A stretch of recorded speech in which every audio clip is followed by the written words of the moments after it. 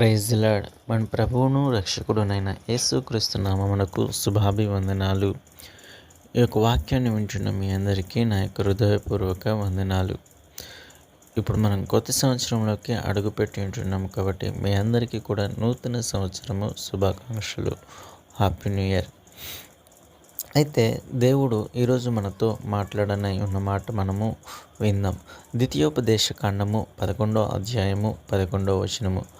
అది ఆకాశ వర్ష జలము త్రాగును, అది నీ దేవుడైన యెహోవా లక్ష్యపెట్టు దేశము.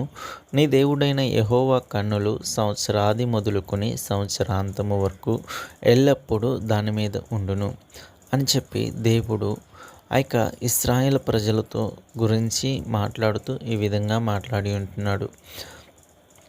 వీరు ఏ సందర్భంలో ఈ యొక్క మాటలు పలికి ఉంటున్నారంటే, వీరు ఐగుప్తు దేశంలో నుండి పాలు తేనెలు ప్రవహించు దేశమునకు వీరు వెళ్ళేటప్పుడు ఆ యొక్క ప్రాంతం అంతా కూడా వర్షజలముతో ఉంటుంది. ఆ యొక్క ప్రాంతం అంతా కూడా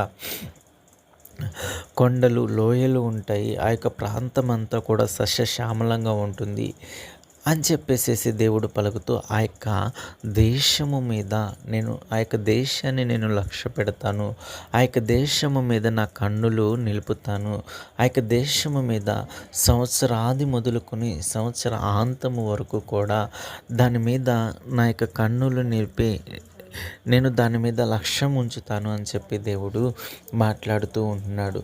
అయితే మనము కూడా ఈ యొక్క రోజు నూతన సంవత్సరాన్ని ఎదుర్కొని ఈ యొక్క గడిచిన సంవత్సరాన్ని మనం ఎదుర్కొని ఈ యొక్క నూతన సంవత్సరంలోకి అడుగుపెట్టి ఉంటాము. అయితే ఈ యొక్క నూతన సంవత్సరంలో మనకు కూడా ఎటువంటి పరిస్థితులు ఎదురయ్యే పరిస్థితులు, ఈ యొక్క నూతన సంవత్సరంలో ఏది జరుగుతుందో ఏది జరగదో, ఎటువంటి ఊహించని పరిస్థితులు మనము ఎదుర్కోవాల్సిన పరిస్థితి మనకు వస్తుందో మనకు తెలియదు. కానీ గడిచిన కాలంలో ఎన్నో సమస్యలు, ఎన్నో ఇరుకులు, ఎన్నో ఇబ్బందులు, ఎన్నో చిరాకులు, ఎన్నో భయంకరమైన పరిస్థితుల నుంచి మనము దాటుకొని ఈ యొక్క నూతన సంవత్సరంలో మనము అడుగుపెట్టి ఉంటున్నాము. అయితే ఈ యొక్క నూతన సంవత్సరము మీద దేవుడు ఈ యొక్క సంవత్సరం మొదలుకొని సంవత్సరాంతము వరకు కూడా దేవుడు మన తోడుండి దేవుడు మన యొక్క జీవితంలో సంతోషాన్ని, సమృద్ధిని కలిగించాలి అని చెప్పేసి అంటే మన ముందుంటున్న పరిస్థితులన్నీ కూడా మనకు అనుకూలముగా ఉండాలి అని అంటే మనము ఏదైతే సంవత్సరాన్ని దాటుకొని వచ్చి ఉంటున్నామో, అలాగే మన జీవితంలో దేవునికి వ్యతిరేకంగా, దేవునికి ఆయాసకరంగా మన యొక్క జీవితంలో ఉండి ఉంటుందో దాని అంతటిని కూడా మనము ఈరోజు ఈ క్షణము దాన్ని వదిలేసి ఈ యొక్క నూతన సంవత్సరంలో నూతన ఆలోచనలతో, నూతన ఆత్మతో, నూతనంగా దేవుని యొక్క ఆత్మతో నడిపింపబడుతూ ఇంకా భక్తిలో మనము ఎదుగుతూ మన యొక్క జీవితాన్ని మనం కట్టుకున్నప్పుడు దేవుడు మనల్ని ఆశీర్వదిస్తాను అని చెప్పేసి అంటూ ఉంటున్నాడు.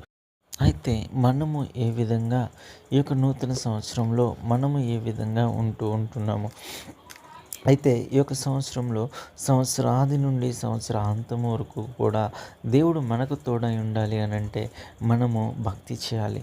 మనము దేవునికి ఇష్టమైన రీతిగా మన యొక్క జీవితాన్ని మలుచుకోవాలి. ఇంకా ఈ యొక్క నూతన సంవత్సరంలో మనకి కష్టాలు రావు అని చెప్పట్లా, ఇంకా మనకు భయంకరమైన పరిస్థితులు మన జీవితంలోకి రావు అని చెప్పేసి చెప్పట్లా. కానీ దేవుడు చెప్తున్న మాట ఏంటంటే ఈ సంవత్సరం ఆది నుండి కూడా ఈ సంవత్సరం అంతము వరకు కూడా నేను మీకు తోడుంటాను అని చెప్పేసి దేవుడు మాట్లాడుతూ ఉంటున్నాడు. అయితే దేవుడు తోడు ఉండాలి అని అంటే మనము దేవునికి ఇష్టమైన రీతిగా మనము జీవించాలి. మన భక్తి జీవితాన్ని మనం కట్టుకోవాలి. మనకి దేవునికి ఏమైనది ఏదైతే ఉందో దాన్ని ఈ యొక్క గతించిన సంవత్సరంలో ఈ క్షణమే మనం వదిలేసి నూతనంగా మనము దేవుని యొక్క ఆత్మను పొందుకొని దేవునికి ఇష్టానుసారంగా మనము జీవించాలి.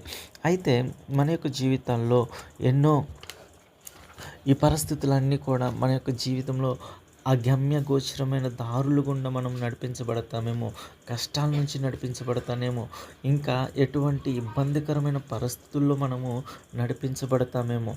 కానీ వాటన్నిటిలో కూడా దేవుడు మీద మనము నమ్మకము ఉంచగలిగితే దేవుడు ఈ యొక్క సంవత్సరాన్ని అంతటిని కూడా మనకు ఆశీర్వాదకరంగా దేవుడు చేస్తానని చెప్పేసి మాట్లాడుతూ ఉంటున్నాడు.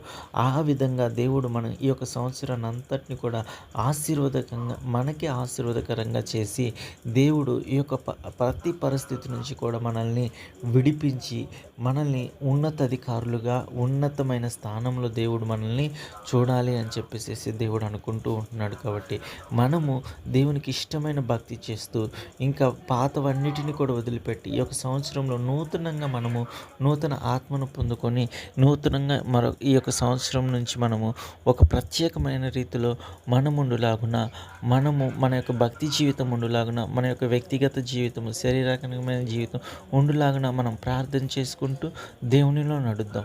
ఈ యొక్క చిన్ని వాక్యాన్ని దేవుడు దీవించి ఆశీర్వదించునుగాక. ఆమేన్. Praise the lord.